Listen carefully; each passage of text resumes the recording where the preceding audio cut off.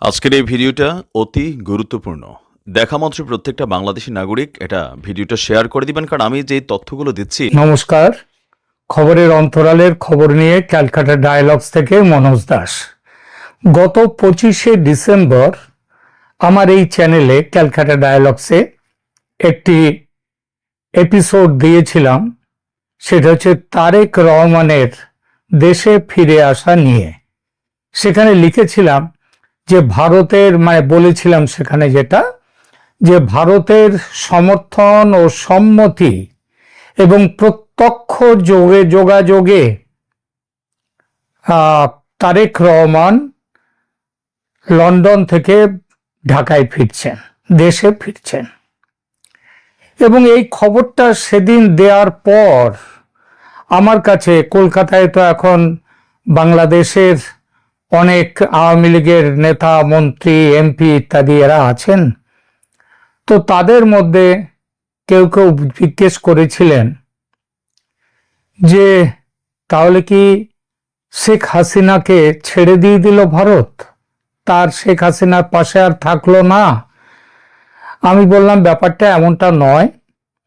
আসলে ব্যাপারটা যেটা হচ্ছে সেটা শেখ হাসিনার সম্মতি নিয়ে তার সাথে কথা বলেই এই তারেক রহমানের দেশে ফেরানোর যে ব্যাপারটা, পরিকল্পনা, সেটা ফাইনালাইজ করা হয়েছে।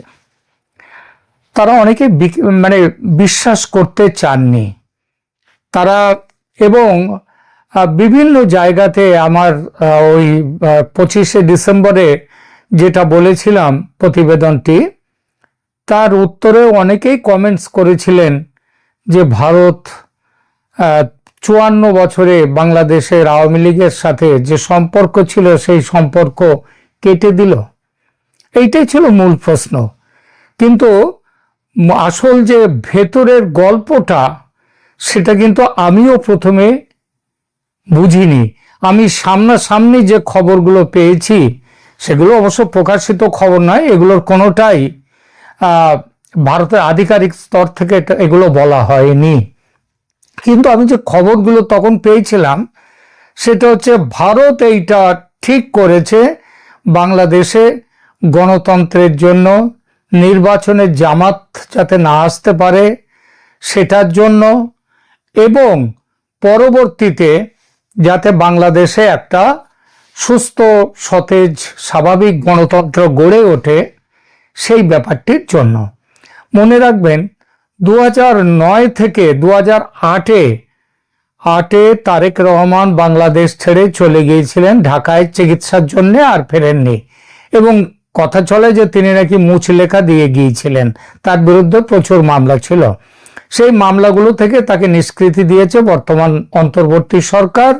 তারপরেও তিনি ফিরছিলেন না।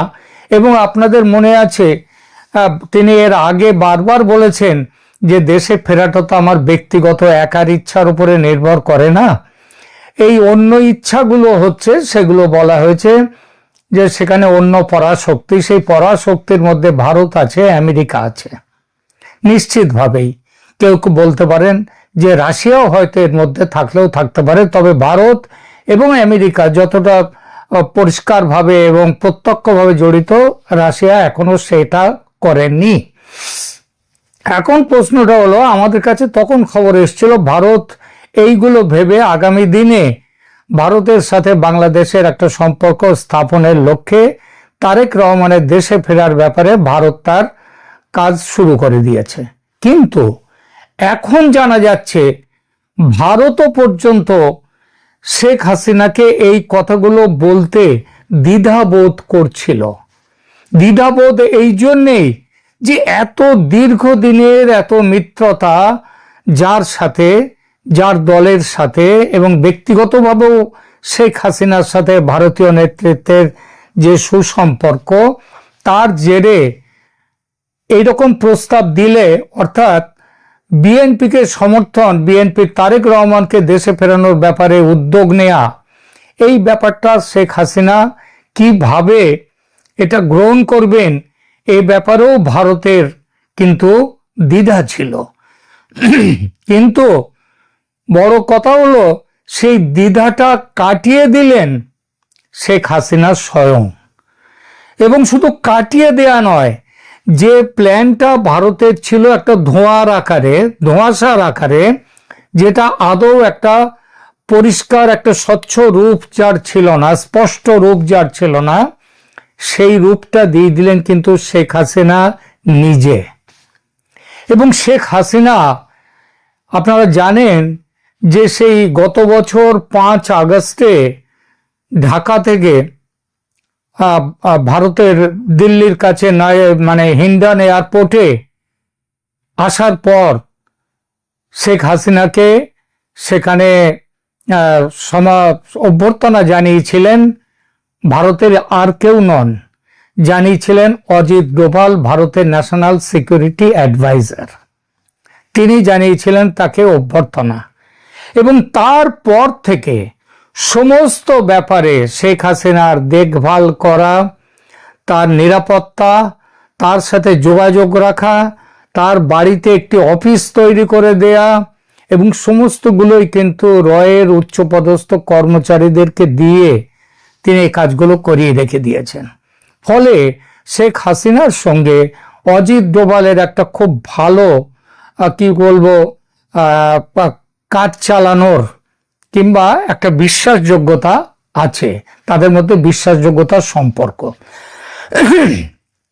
তারেক রহমানের ব্যাপারটা নিয়ে শেখ হাসিনার সাথে যাবতীয় কথাবার্তা বলেছেন অজিত ডোভাল। অজিত ডোভাল তিনি বাংলাদেশের নির্বাচন এবং নির্বাচনে আওয়ামী লীগ যদি ক্ষমতায় না আসতে পারে, যদি ধরা যাক, দুটো প্রস্তাব ছিল। সেটা হচ্ছে শেখ হাসিনা কি মনে করেন আওয়ামী লীগের নির্বাচনে অংশ নেয়ার ব্যাপারে, কতটা বাস্তব। আর একটা হচ্ছে তার নিজের দলের সংগঠনের অবস্থায় তার পক্ষে জয়ের সম্ভাবনা কতটা আছে বলে তিনি মনে করেন।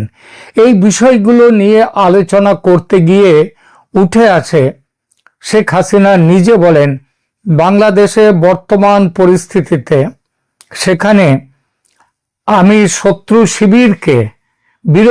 শিবির না বলে বলা যাক বিরোধী শিবিরকে, মানে হাসিনার বিরোধী শিবির, সেই শিবিরে কারা আছে, সেই শিবিরকে তিনি বিভক্ত করতে চান।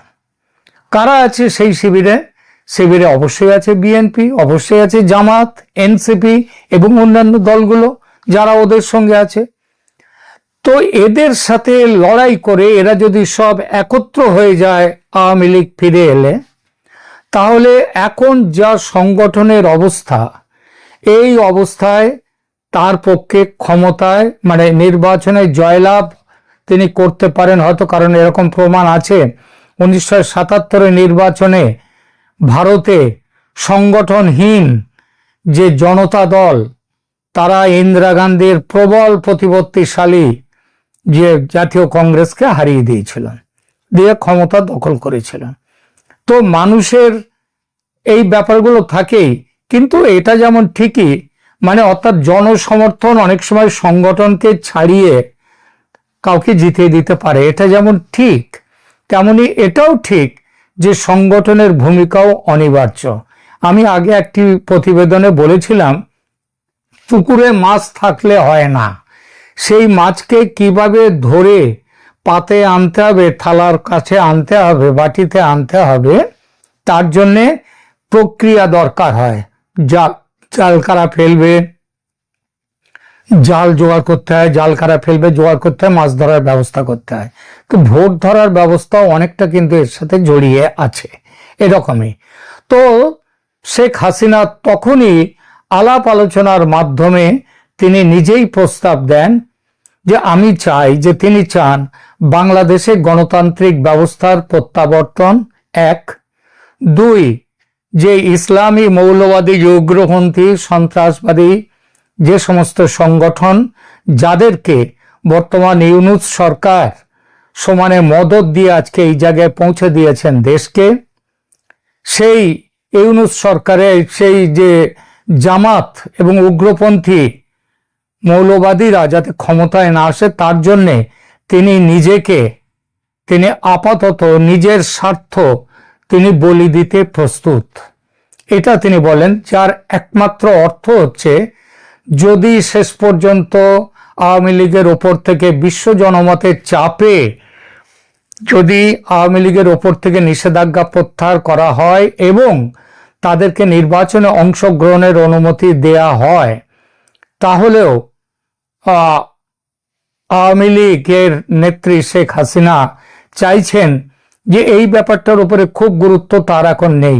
তিনি এখন চাইছে এই জামাতি শক্তি, ইউনূস সরকার, এদেরকে হটাতে এবং দেশে একটি গণতান্ত্রিক ব্যবস্থা সরকার নিয়ে আসতে, এবং সেই সরকার যদি ভারতের চাপে এবং ভারতের সাথে যোগাযোগের ফলে মদতে ভারতের সাথে যে চুক্তিটা হয়েছে তারেক রহমানের, সেই চুক্তি অনুযায়ী যদি আসে বাংলাদেশে, যদি তারেক রহমানের দল বিএনপি ক্ষমতায় এলে আওয়ামী লীগের ফেরার পথ সহজ হবে এবং জামাত অনেকটাই নিচে পড়ে যাবে।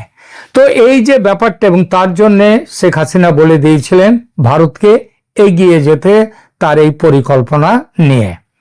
এইখান থেকেই তার মানে আমি আজকে যে হেডিংটা দিয়েছি, আমার থাম্বনেলে লিখেছি, আড়াল থেকে খেলছেন শেখ হাসিনা, এবং এক চালে দেশের রাজনীতি কিভাবে ঘেঁটে দিলেন তিনি।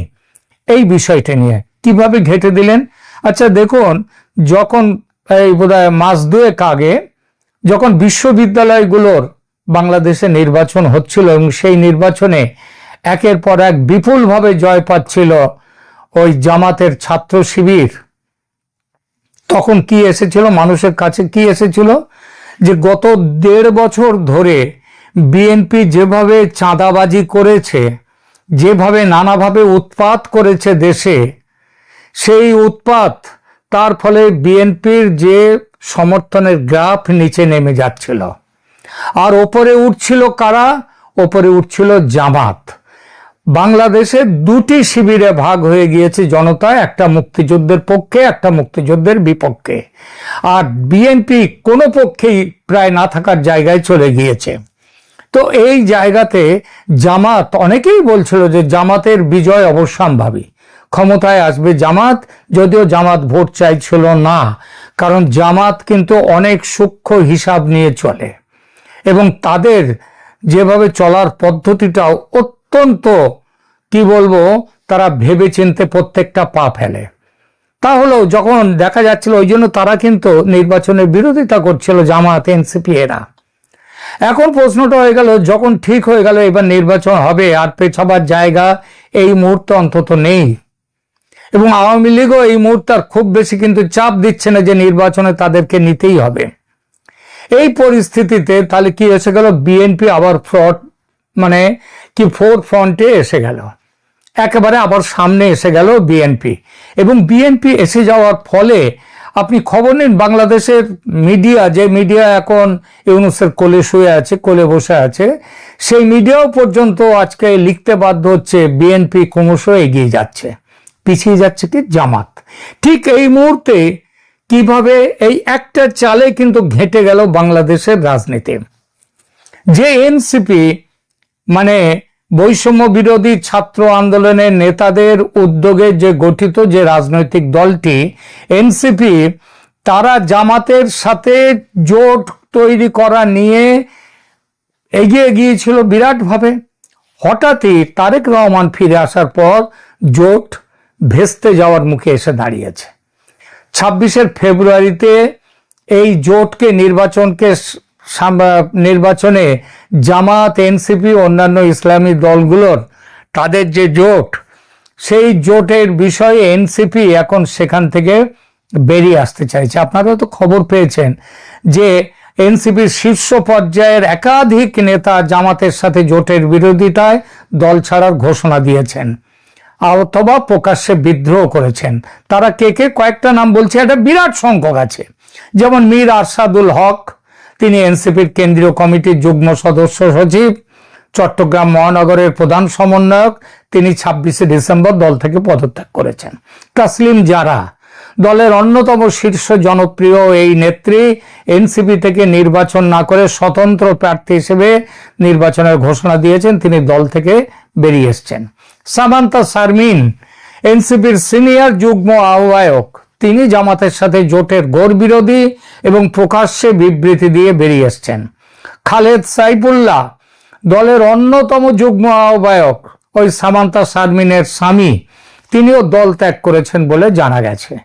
আর অন্যান্য শীর্ষ নারী নেত্রী এরা রয়েছে, তাদের মধ্যে আছে নাহিদ সারোয়ার নিভা, তাসনোভা জাবিন, নুসরাত তাবাসসুম।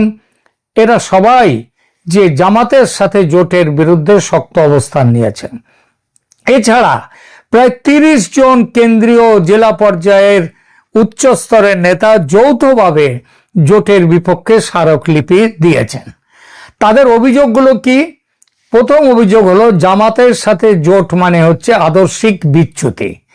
এনসিপি গঠিত হয়েছিল জুলাই অভ্যুত্থানের আকাঙ্ক্ষা এবং সেকেন্ড রিপাবলিক বা নতুন রাজনৈতিক বন্দোবস্তের প্রতিশ্রুতি দিয়ে।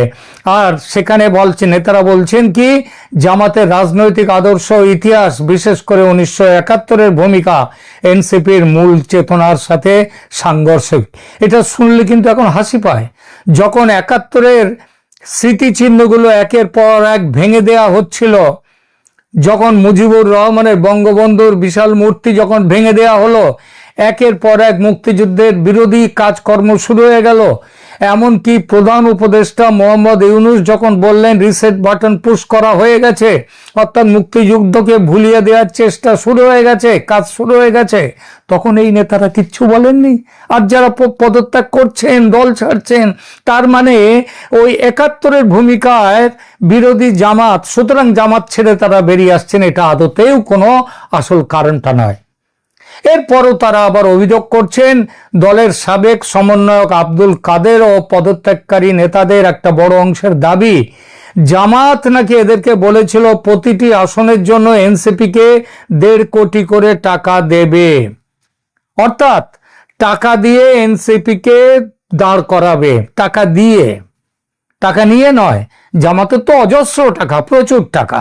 এই পেড অ্যালায়েন্স বা অর্থের বিনিময়ে জোটকে তারা তারুণ্যের রাজনীতির কবর হিসেবে অভিহিত করে পদত্যাগ করছেন দল থেকে।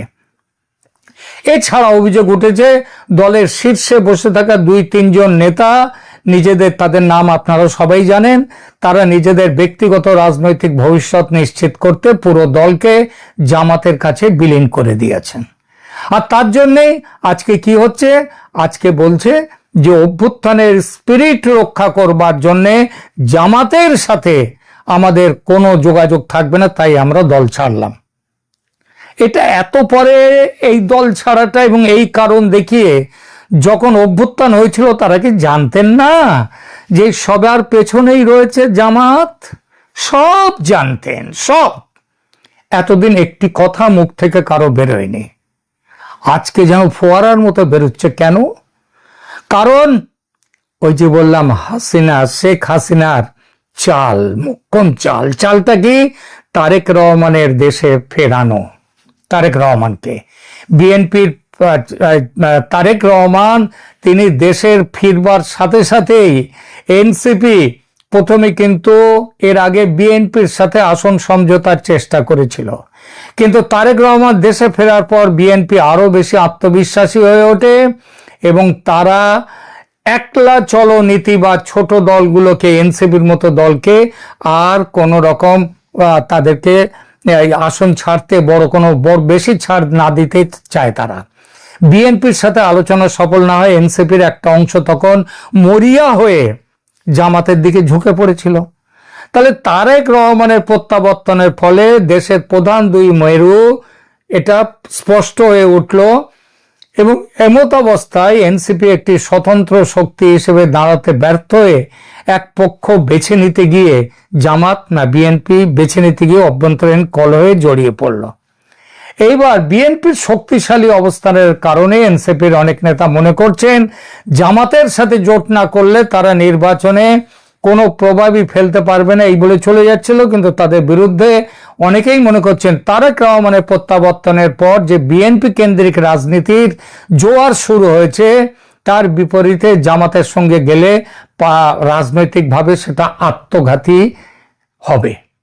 তাহলে মানে এনসিপি কে, জামাতকে ওপর থেকে নিচে ধাপাস করে নামিয়ে দেয়া, এনসিপি কে প্রায় পুরো বাজার থেকে, রাস্তা থেকে বার করে দেয়া, মাঠ থেকে বার করে দেয়া, এবং বিএনপি কে ওপরে তুলে নিয়ে আসা। যে বিএনপির গ্রাফ নিচে নামছিল, তাদের গ্রাফ আবার যে ওপরে উঠতে শুরু করলো।